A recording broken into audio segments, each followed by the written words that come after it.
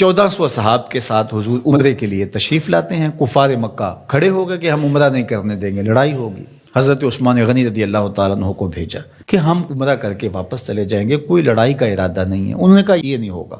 عثمان آپ آئے ہو تو طواف بیت اللہ کرنا چاہو تو کر سکتے ہو. کہا نہیں، یہ تو نہیں ہو سکتا کہ حضور کے بغیر میں طواف کروں. خیر صلح حدیبیہ کا موقع آیا تو عروہ بن مسعود کی قیادت میں قریش مکہ نے مذاکرات کیے حضور علیہ السلام سے، تو ایک صلح نامہ طے پا گیا.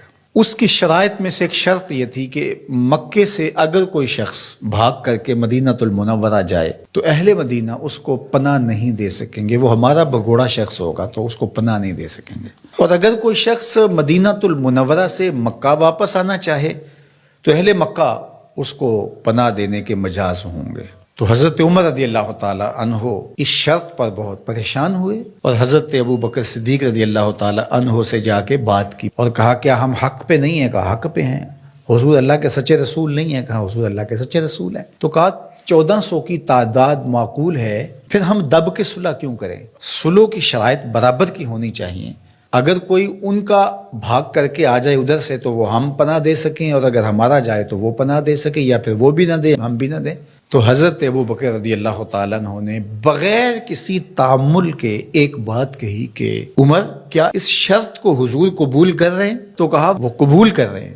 تو برجستہ دوسرا جملہ آیا، کہا عمر ہوا رسول اللہ صلی اللہ علیہ وسلم. عمر وہ اللہ کے رسول ہیں. جب وہ قبول کر رہے ہیں تو بات ختم. یہ تھا وہ تیقن. اس کو اس مفہوم میں بھی لے سکتے ہیں، عقل قربان کم بپیش مصطفیٰ. یہاں پہ سارے راستے بند ہو جاتے ہیں. یہ ہے وہ یقین. تو کہا ہوا رسول اللہ. یہ برجستہ جملہ ہے جو یقین کی بجلیاں بھر دیتا ہے روحوں کے اندر. یہ کوئی حرج نہیں ہے کہ کسی بھی مسئلہ شرعی اور کسی بھی دینی امر میں آپ لاجک تلاش کر لیں، مل جائے تو اچھی بات ہے. لیکن یہ مزاج بنانا کہ اس کا لاجک کیا ہے، اس کا لاجک کیا ہے. تو اب ذرا دیکھیے کہ جو ظاہری اس پہ بات اٹھتی تھی کہ 1400 کی ہماری تعداد ہے اور وہ اتنے ہیں، تو برجستہ جو جواب دیا وہ یہ تھا ہوا رسول اللہ صلی اللہ علیہ وسلم، کہ وہ اللہ کے رسول ہیں. تو حضرت عمر وہیں خاموش ہو گئے. آگے چلیے. حضور علیہ السلام کا وصال ہوتا ہے. اس سے قبل لشکر اسامہ حضور روانہ کر چکے ہیں. 17-18 سال عمر تھی تو ان کی قیادت کے اندر حضور نے ایک لشکر تیار کیا. تو یہ لشکر ابھی جرف کے مقام پہ پہنچا تھا کہ حضور کا وصال ہو گیا. خبر پہنچ گئی تو اب حضرت اسامہ کیسے بڑھ سکتے تھے، واپس آ گئے. تو تدفین کے بعد حضرت سیدنا ابو بکر صدیق رضی اللہ تعالی عنہ جو کہ خلیفہ بنا دیے گئے تھے، انہوں نے جو حکم جاری کیا وہ یہ تھا کہ اسامہ بن زید اپنے ہدف پہ دوبارہ روانہ ہوں. تو صحابہ نے کہا کہ بڑے بڑے جنگی ماہرین اس لشکر کے ساتھ ہیں، تو پیچھے سے اگر حملہ ہو گیا تو یہ نقصان کا سبب اور ذریعہ بن سکتا ہے. لہٰذا حکمت یہ ہے کہ اس لشکر کو ابھی کچھ دیر کے لیے روک لیا جائے. تو میں نے یقین کی بات سیدنا صدیق اکبر کے حوالے سے آپ کے سامنے رکھنا شروع کی ہے. تو سنیے کیا جواب آتا ہے.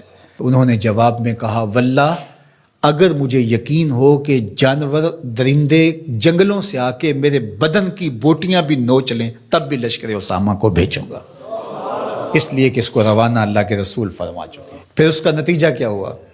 جو قبائل پر تول رہے تھے حضور کے وصال کی وجہ سے، جن کے کچھ حوصلے بڑے تھے، انہوں نے سوچا ان کا کتنا سسٹم مضبوط ہے کہ یہ ان حالات کے اندر بھی لشکر کو روانہ کرنے کی پوزیشن میں ہے. اور جدھر لشکر گیا انہیں یہ خبر پہلے پہنچ گئی کہ حضور علیہ السلام کا وصال ہو گیا، لیکن انہوں نے سوچا کہ ان حالات کے اندر بھی لشکر حملہ آور ہو رہا ہے ہمارے اوپر، تو اس کا مطلب ہے یہ کتنے مضبوط ہو گئے ہوئے ہیں. تو لشکر بھی کامیاب اور بامراد مظفر ہو کر کے واپس پلٹا، اور کسی کو مدینہ المنورہ کی طرف میلی آنکھ سے نظر اٹھا کے دیکھنے کی ہمت بھی نہ پڑی. یہ سیدنا صدیق اکبر رضی اللہ تعالی عنہ کے یقین کا، اعتماد کا، بھروسے کا، اور حضور علیہ الصلوۃ والسلام کی ذات پر ان کا جو اذعان و یقین تھا اس کا نتیجہ تھا. تو یقین کی کائنات کا اگر کسی نے شہنشاہ دیکھنا ہے تو وہ ابو بکر صدیق رضی اللہ تعالی عنہ کو دیکھے. ان کی پوری زندگی یقین کی دولتوں سے بھری پڑی ہے. صاحب صدق بھی ہیں، صاحب یقین بھی ہیں.